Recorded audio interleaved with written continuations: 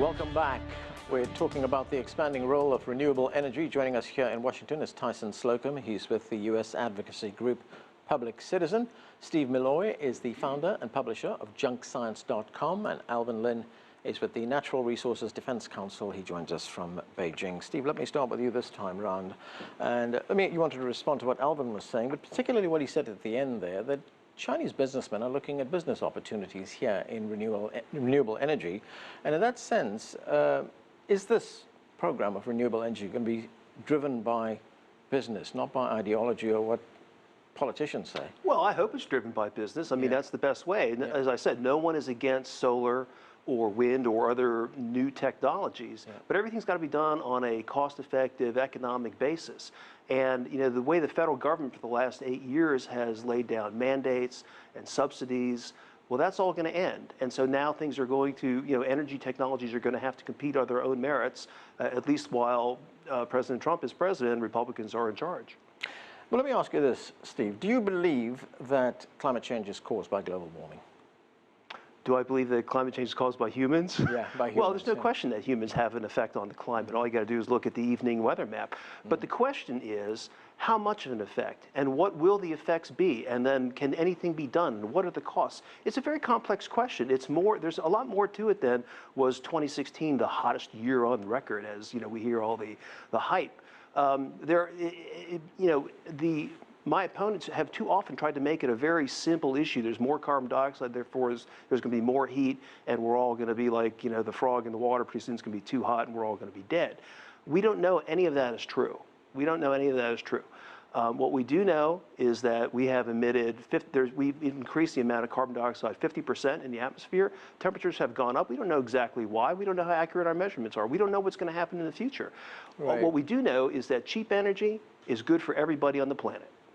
Tyson, what do you think? Is it a complex question, or is the science pretty clear on this? I think the science is compelling and very clear. The concentrations of CO2 from the burning of fossil fuels around the world is at unprecedented high levels. And there are a number of variables that go into impacting a complex organism like the Earth's climate. But there's absolutely no question the role that these high concentrations of CO2 have in influencing a warmer climate. And so we have an obligation to try and reduce those levels of CO2 emissions. And you do that by investing in low carbon or no carbon sources. And that would be one thing if those were too expensive or not technologically feasible. The issue is that they are. They are here, they're ready to go. Some of the barriers that we've seen in the United States are being raised by the incumbent industries. For example, the coal-fired monopoly utilities, they produced a research paper in 2013 talking about how disruptive technologies like rooftop solar were the #1 threat to their business model of selling electrons. So while incumbent utilities see rooftop solar as a disruptive technology, millions of households and small businesses see rooftop solar as a liberating technology that frees them from having to buy their electricity from a central power plant, and instead to be able to anchor our systems with distributed generation that's owned by consumers. And that's where the technology is. We've been through basically 3 big industrial revolutions. We had steam, we had the electric power industrial revolution, and then in the beginning of the 1960s, it was computers that we saw automation. Now we're in a 4th industrial revolution where we are mirroring, where we're merging computers with technologies like renewable energies, the ability to match all of these renewable energies, and when you add in energy storage, that's really going to be the holy grail, and that's where we're going to see absolute grid parity of renewables, and that's where we're going to see the real transformation. Okay, Alvin, looking at a question in China, and that is China is experiencing an economic slowdown right now. Has that decreased the demand for electricity, and consequently, will that put the brakes a little bit on the development of renewable energy? Yeah, so the growth in China has slowed down the past several years under the new economic normal. That means there is less electricity demand. So this trend in China of building coal power plants, hydro, wind, solar, all of it is really coming into conflict with the new economic and energy reality. So what's happening now is that this push to continue to build coal power plants, which has really been driven by the provincial level, is now starting to end. You're seeing the National Energy Administration here putting the stop to new coal power plant builds, because you can't really continue to build new coal power plants and the wind and solar and hydro. And so in order to give the wind and solar room to generate and to integrate into the grid, you've got to stop building the coal power plants to do that, to provide that room.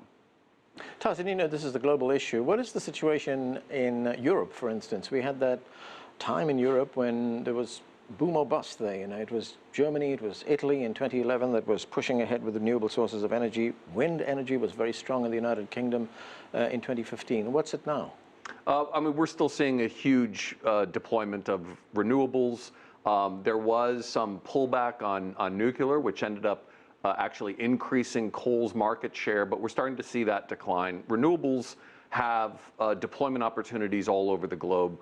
The question for the United States and the question for Donald Trump is, do you want to put all your bets on the older fossil fuel technologies that are only going to see their market share shrink, or do you want to put your bets on where the future is going to be? I want to make sure that the United States is a leader in the industrial manufacturing of renewable energy and making sure that we have the patents over these emerging technologies, because I think that's where the investment's going to be going forward. Right, Steve, where do you think it's going to go? We've had one model, one policy over the last 8 years. How does it change now? What should we look for? Well, I think the Trump administration is going to green light natural gas export terminals. We are going to be exporting natural gas all over the world. It's going to become a dominant fuel, just like coal.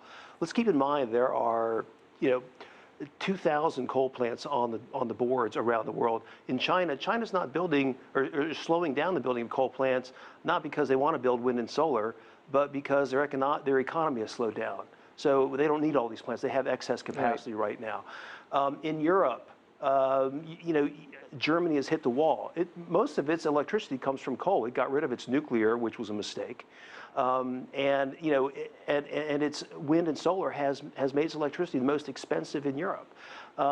Mr. Trump doesn't want that for the United States, I think, and as we start to export more of our coal and natural gas, the world is going to benefit from a real market in energy. And there's just, there's a lot of possibility out there for everybody. We don't have to have governments picking winners and losers. Alvin, if you look at China, there's been, of course, this big push for renewable energy. In the first half of 2016, for instance, the solar industry increased production by 300%. But can you tell us what have been the concrete, verifiable results that we've seen with that change? The wind and solar is increasing in production. It's become a larger part of power generation. There's still severe air pollution in China, so it has to become a much larger component of the overall power mix in order to really address the PM 2.5 and other air pollution here. You can see, though, that it is creating jobs on the ground. If you go to these provinces like Inner Mongolia, if you go visit solar power plants, you'll see that there's a lot of new jobs here. And that's in contrast, to the coal mining sector in China, where it is really under a lot of pressure now. A lot of these coal mining companies have not been making a profit for a long time. And so I think the government is really considering the overall economic trend and where future energy growth is going to be coming from when they're setting their policies. Tyson, very quickly, I've got a minute left. President Trump has made it very clear that he wants to eliminate what he called harmful and unnecessary policies, such as the Climate Action Plan and the Waters of the U.S. rule that protects waterways in the United States. What are going to be the consequences of that? Well, the consequences of his attacks on the Environmental Protection Agency are going to be detrimental to public health. The fact is that we have public health regulations for a very good reason. Since the EPA was founded in 1970, we've had tremendous and life-changing improvements in air and water quality. But Trump is not going to be able to stop the advancements in renewable energy because the market is driving us towards greater deployment in that area. Right, no doubt we'll be looking at this in the months ahead. Thanks to all of you for being with us.